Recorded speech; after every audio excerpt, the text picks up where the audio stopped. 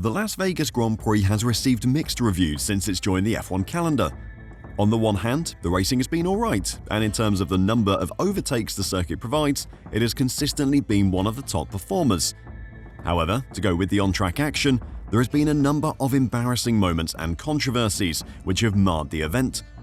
Whether it is the insane ticket prices, security harassing members of the public, paying spectators being told to leave while the action is still happening, or the track's surface falling apart.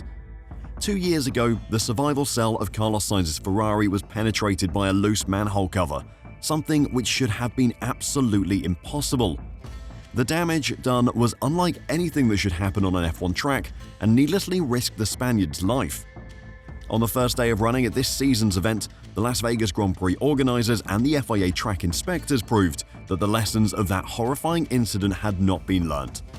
Today, I'll check out the stupidity of Thursday's free practice sessions, so don't go anywhere. The inaugural Las Vegas Grand Prix was marred by controversy as the overhyped event came up seriously lacking. There was fury among Las Vegas residents and businesses as the city descended into chaos with major roads shut down.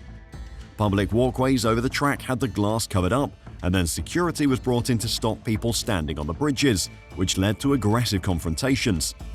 It was on track though that the biggest embarrassment occurred.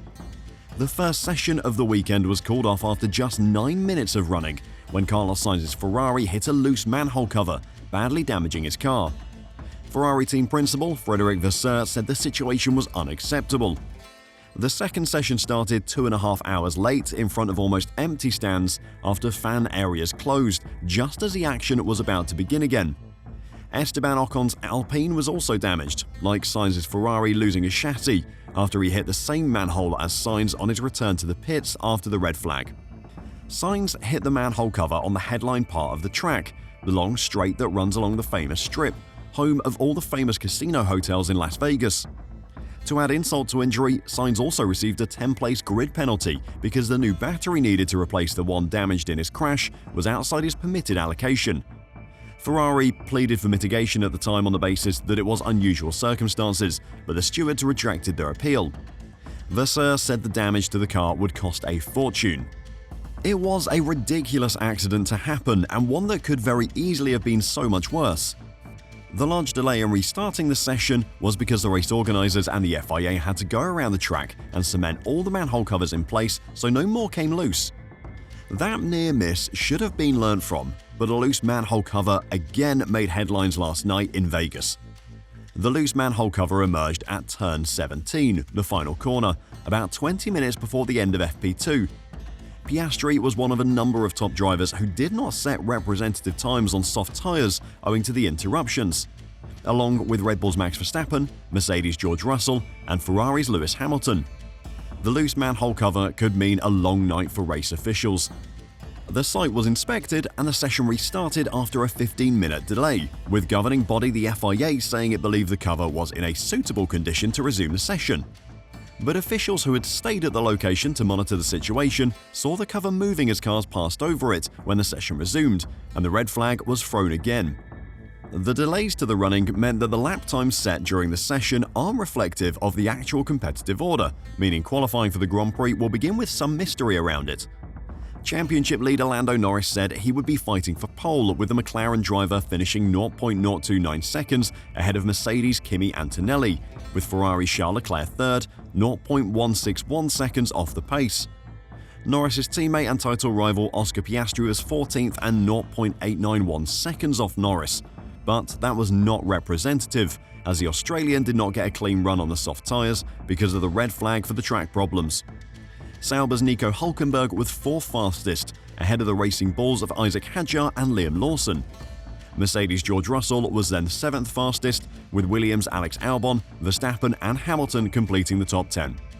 Verstappen, whose title hopes were essentially ended in Brazil, was 4th fastest in the first session, 0.30 seconds off pace setter Leclerc and highly unusually behind teammate Yuki Tsunoda.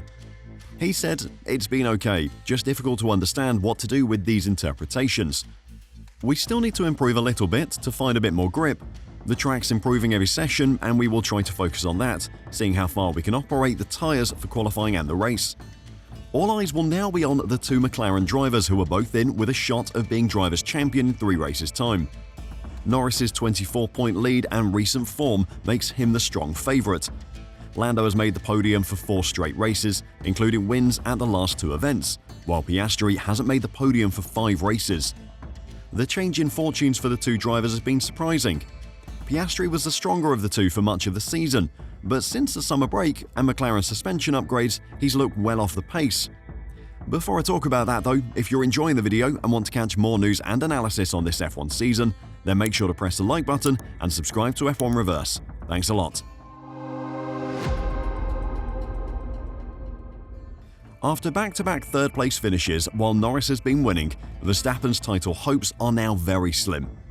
The Dutchman has more than halved his deficit to the top of the F1 standings since the Dutch Grand Prix, but believes the real picture means it's not enough to dethrone McLaren unless chaos or fortune intervenes. I think closing the gap that quickly has happened partly because all circumstances came together, Verstappen said ahead of the Las Vegas Grand Prix. They made a few mistakes after the summer break or had a crash, while we had some good races in which everything came together. Yeah, then you can gain very quickly. However, the race weekends in Mexico and Brazil reminded Verstappen that such gains aren't a given. At some point you come back to reality and know that it won't go like that everywhere. But at least we've been on the podium the last couple of races, and that's already a lot more consistent than what it was from mid-2024 to mid-2025, so in the end it's still positive. In the period Verstappen refers to, the internal McLaren battle has flipped completely. After Lando Norris's engine failed at Zandvoort, Oscar Piastri looked on course for his first world title. Yet that picture has changed dramatically in recent weeks. I have no explanation for that, to be honest. I find it very bizarre, Verstappen said. I didn't expect it to go like this, although at the end of the day, it's not really my problem. When it was put to him during the Dutch media session that Piastri didn't suddenly forget how to drive, Verstappen continued, "No, I don't think so, but honestly, I also don't know how this is possible." Piastri's drop in form is surprising. Of course, drivers can lose confidence, but the abruptness of it has been astonishing. For Verstappen to be so baffled by it and surprised by how Piastri has dropped off says a lot. These drivers know each other, they know how they operate, and Verstappen will know better than most that the turn in Piastri's form is not normal or expected for the Australian. Credit of course has to go to Lando, who has driven incredibly in the last few months, but if he does win the Drivers' Championship, questions will be asked about what happened to Oscar this season. Max opened up about how he would have been handling things if he were at McLaren. Jos Verstappen recently said that Piastri, or his manager Mark Webber, should slam their fist on the table during this difficult part of the season. It underlines that Verstappen himself wouldn't have handled such a situation in the same way. No, but I think that has to do with how they operate as a team as well, Verstappen said. That's not how I operate, but that's fine, everyone does their own thing. There's nothing wrong with that, but I am a bit different in that regard. I don't know what has happened or what hasn't happened, so it's difficult for me to judge. But I would probably have been a bit more annoyed, I think, when you're that far ahead and suddenly that far behind. Everyone has their own theory about what has happened at McLaren, but what is yours? Are you as shocked as Verstappen about how the two drivers' fortunes have changed? Let me know what you think in the comments down below, and until next time, drive safe and bye for now.